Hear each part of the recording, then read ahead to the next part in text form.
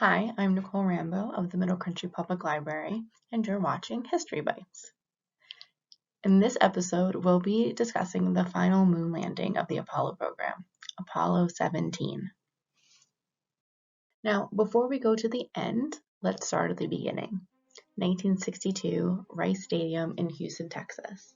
President John F. Kennedy makes what is now known as the "We Choose to Go to the Moon" speech. The speech captivates the nation with the vision of a man on the moon. Bolstered by strong public support, Kennedy and his government began planning 20 missions with an estimated budget of $7 billion.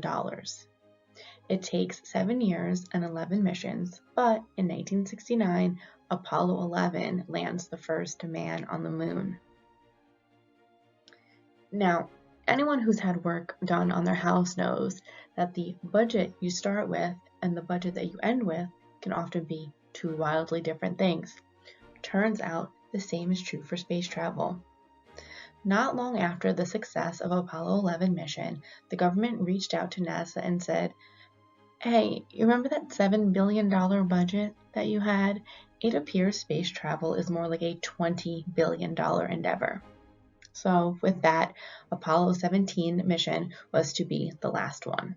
There was also less national support than in 1962.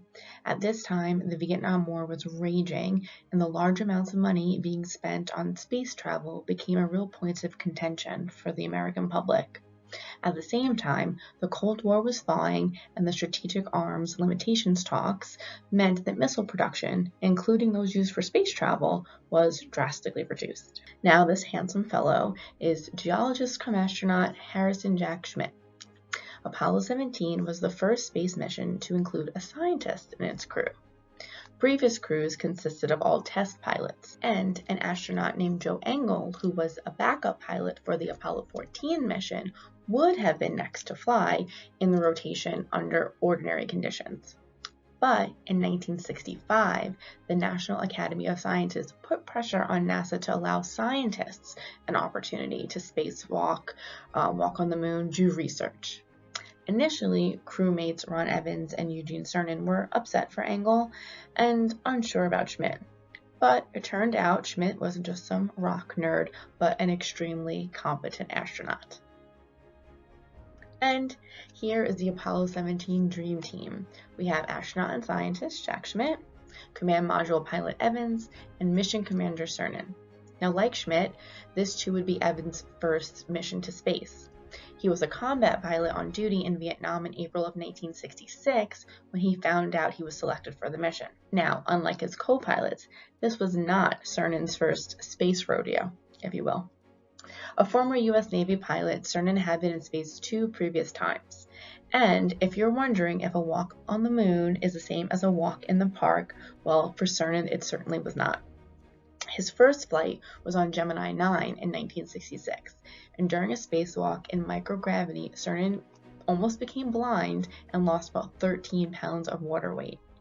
Then, on his second flight, the Apollo 10 in 1969, the lunar module briefly spun unpredictably as Cernan and crewmates Tom Stafford did a practice descent to the surface. These experiences did not deter Cernan, and he was ready to command the crew on the most challenging Apollo mission yet. At 12:33 a.m. on December 7, 1972, 10 years after Kennedy's speech, the engines of a Saturn V rocket erupted and bathed Florida's Cape Canaveral in an orange glow. As night turned to day, the fireball blinded spectators who came to see Apollo 17 roar skyward. Within minutes, the plume of flame faded to a speckle among the stars as the Apollo program launched its final mission to the moon. Opening up his Waze app, Cernan put in the coordinates for the lunar valley called Taurus Littrow as Apollo 17's destination.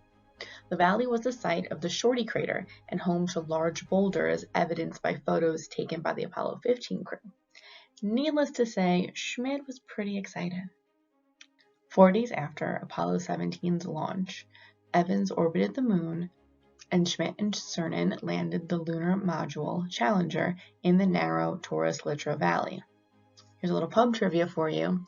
The valley is actually deeper than the Grand Canyon, and the easternmost landing site of any Apollo mission. Schmidt and Cernan spent 7-hour stints on 3 consecutive days exploring the surrounding craters, boulders, and mountains. They assembled a science station to relay data, they took gravity measurements, shipped fragments off ancient boulders, and collected subsurface core samples. Much like my 7-hour workday. Astronauts, they're just like us. At one point during their mission, Cernan accidentally dropped a hammer and knocked off a wheel fender of the lunar rover. Now, the fender had been preventing abrasive moon dust from showering the astronauts as they drove 20 miles over the moon's surface. But, being the innovative space MacGyvers that they were, the astronauts crafted a replacement fender by duct taping 4 stiff maps together and attaching the makeshift flap to the wheels with 2 clamps. When news of their makeshift fix made it back to Earth, the Auto Body Association of America bestowed lifetime memberships to the astronauts. As Cernan and Schmidt worked near the rim of the Shorty crater on the second day, Schmidt exclaimed that he could see orange soil. In Cernan's autobiography, he wrote that he feared Schmidt, quote, has been up here too long and has overdosed on rocks. But when Cernan clambered over to take a look, he saw the orange soil too. Later examination of that soil showed that the rocks were tiny spheres of colored glass. According to NASA chief historian Brian Odom, the samples collected were found to be composed of volcanic glass formed during a volcanic explosion. Quote, the samples tell us that volcanic material originated from the moon and not from some meteoric impact, he says. The discovery is considered one of the most important of the entire Apollo program. $20 billion well spent. Before concluding the mission's third and final moonwalk, the astronauts offered their closing remarks for the Apollo program. Schmidt, who would go on to become a senator of New Mexico, said, quote, this valley of history has seen mankind complete its first evolutionary steps into the universe. I think no more significant contribution has Apollo made to history. Mission Commander Cernan said, America's challenge of today has forged man's destiny of tomorrow. And as we leave the moon at Taurus Littrow, we leave as we came, and God willing, as we shall return, with peace and hope for all mankind. Then, before taking humanity's last steps on the moon, the commander knelt and scratched his daughter's initials in the lunar dust. Challenger blasted off from the moon and left behind a plaque that reads, Here man completed his first explorations of the moon. Now, in true geologist fashion, Schmidt made sure that Apollo 17 had the biggest haul of any Apollo mission, with 243 pounds of lunar soil and rocks returned to Earth. These samples continue to provide scientific insights a half-century later. But perhaps Apollo 17's most enduring legacy is this iconic photograph, taken with a 70mm Hasselblad camera approximately 5 hours after launch.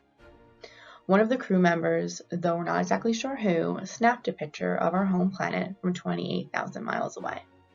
You know the one they call it the blue marble photo. It shows Earth all lit up with its green and tan land masses, beautiful blue oceans, fluffy white clouds and ice caps, all against the deep, dark backdrop of space. It's become a symbol for environmental awareness, reminding us just how fragile our lovely planet really is. Thank you for joining us in today's episode. If you enjoyed it, click like and hit subscribe to catch all of our history bites. Thanks so much. I'll see you next time.